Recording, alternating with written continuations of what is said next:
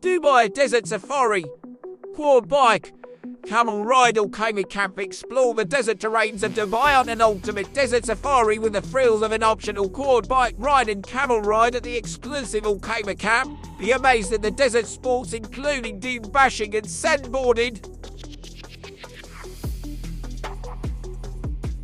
Highlights. Enjoy a breathtaking session of dune bashing at the Red Dunes. Slide along the dunes by trying out the sport of sandboarding. Get an amazing view of the desert on a camel caravan ride. Conquer the dunes with an optional quad bike ride. Witness the ever-ravishing desert sunset.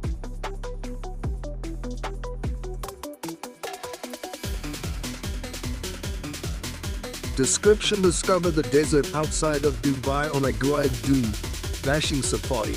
Enjoy the opportunity to take part in a variety of optional activities including a quad bike ride, camel ride or dinner and entertainment with an extended tour option. You will be picked up from your hotel or selected location by your tour guide. Then drive to the Dubai desert and after a short break, you can experience the thrilling dune bashing session with trained drivers. You can also try out sandboarding and snap some amazing photos of the rolling dunes.